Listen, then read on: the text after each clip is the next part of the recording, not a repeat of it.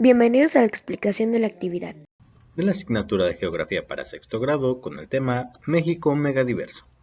La biodiversidad es resultado del proceso natural evolutivo a lo largo de millones de años en la historia de nuestro planeta. Los seres humanos formamos parte de esa biodiversidad, pero también hemos influido en el descenso considerable de dicha variedad de los ecosistemas. Como actividad, les pido que de acuerdo con lo que ya se ha trabajado y aprendido, contesten las dos preguntas que aparecen en la segunda sección, denominada Exploremos de la página 55, y después contestar lo referente a la actividad de la página 56. En la página 55, después de la primera sección Exploremos que trabajamos en la sesión previa, encontraremos la segunda que nos plantea dos cuestionamientos.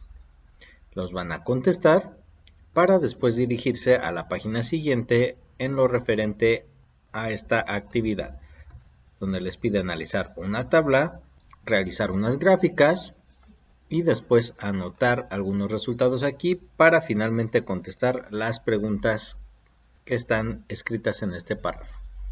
Una vez que lo hayan realizado, los espero más tarde con la revisión de respuestas sugeridas.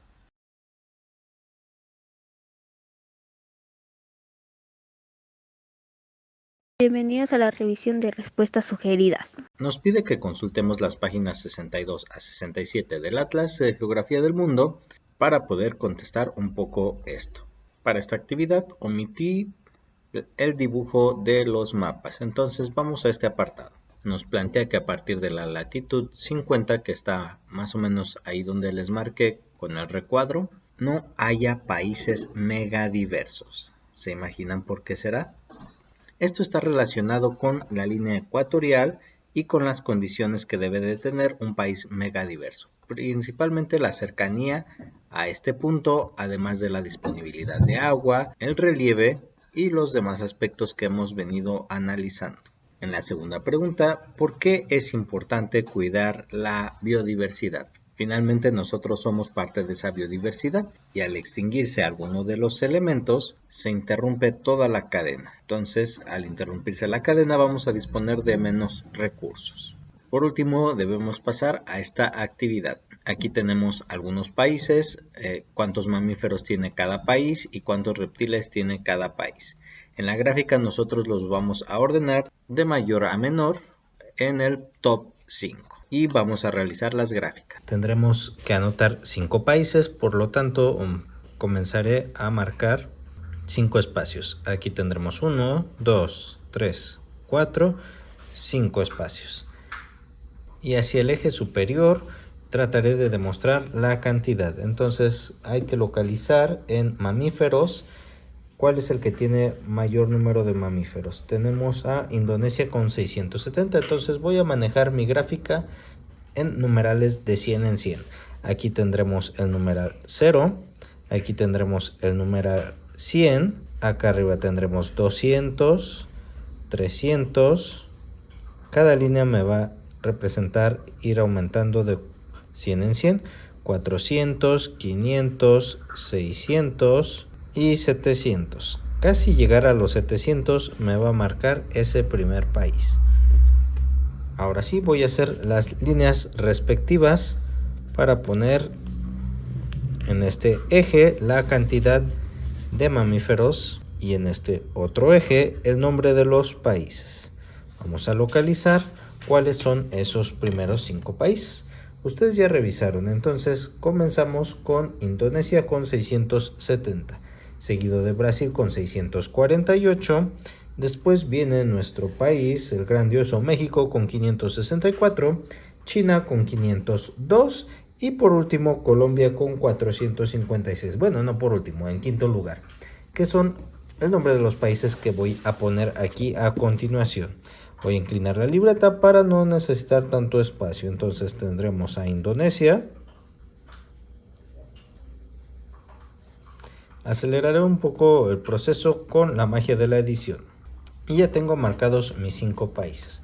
Quedamos que Indonesia corresponde a 670. Entonces voy a utilizar un color para marcar a Indonesia casi llegando al 700. 670. y lo marcaré más o menos por aquí para iluminar este apartado un poco más tarde. Vamos entonces con el segundo, que es Brasil, con 648. Entonces estará más o menos a la mitad, pero voy a utilizar un color diferente. Vamos a probar con un color café. Entonces vamos a marcar a Brasil en este apartado. México ocupa el tercer lugar con 564, que más o menos estará entre la mitad de 500 y 600. Por aquí a China con 502, por lo que casi estará al borde de los 500. Y por último Colombia, ¿recuerdan cuántos quedamos? 456, que será la mitad entre 400 y 500. Y entonces tendré más o menos por aquí 456. Ahora utilizaré la magia de la edición para colorear esas barras, quedando de esa forma. Puedo empezar a jugar un poco más con los elementos y anotar dentro de cada barra el número correspondiente a la cantidad de especies de mamíferos. Y listo, aunque aún nos falta poner un elemento en esta gráfica, que es el título. Como ahora, y nuestra primera gráfica quedaría de esta manera. Ahora elaboraremos nuestra segunda gráfica, más o menos conservando las mismas proporciones, porque será algo muy similar. Entonces dejaré 5 cuadrados para nombrar los países, y así el siguiente apartado marcaré los números. Ahí necesito números hasta 900, de acuerdo con los datos que tenemos acá, 880. Y vamos entonces a marcar 100, 200, 300, 400, 500, 600, 700, 800 y 900, que es nuestro rango máximo. Ahora sí, completo la línea correspondiente para poder llegar a este apartado. Vamos a poner el nombre ahora de los países, y con los datos que tengo en esta gráfica localizamos a Australia con el mayor número de especies, seguido de México, después Brasil, Colombia e Indonesia. ¿Por qué no apareció Indonesia? Gracias. Y podemos marcar los datos desde ahora. Australia quedamos que tiene 880, que casi va a llegar al tope de nuestra tabla. México tiene 864, Brasil 630, Colombia 520, por último Indonesia con 511. A partir de ahí yo podré marcar con diferentes colores. Tenemos 880 casi en 900 a Australia, para después irnos con México con 864. Pueden creer que haya tantos números de reptiles, tanta variedad de reptiles aquí en México, por eso le llamamos que es mega diverso. Seguido de ese tenemos a Brasil con 630, más o menos lo vamos a localizar por aquí, 630, para situar a Colombia con 520, y va a ir bajando el rango y al final 511, y lo ponemos más o menos así. Recuerden poner el título a la gráfica. Ahora solamente falta colorear. Regresemos ahora al libro. Regresando al material de su libro, cuando ya hemos realizado las gráficas, nos pregunta que pongamos el país que ocupa el primer lugar en reptiles. En este caso será Australia, mientras que en mamíferos tenemos como primer lugar al país de Indonesia. ¿Qué lugar ocupa México por la variedad de especies de reptiles y de mamíferos? En mamíferos, México ocupa el tercer lugar con 564 especies diversas, mientras que en reptiles ocupa el segundo lugar con 864. ¿Qué importancia tiene la biodiversidad para los seres humanos? Imagínense que agotamos esa biodiversidad. Pensemos en las frutas. Si no tenemos diversidad de frutas, probablemente solo contemos con un tipo en exclusiva. Imagínense solo tener piña para comer cada vez que se nos antoje una fruta, o que solo tengamos un solo tipo de verdura. y que solo podamos comer cebolla, por ejemplo. ¿Qué le pasaría a nuestro organismo? ¿Cómo respondería ante los nutrientes? Esas son tan solo algunas ideas.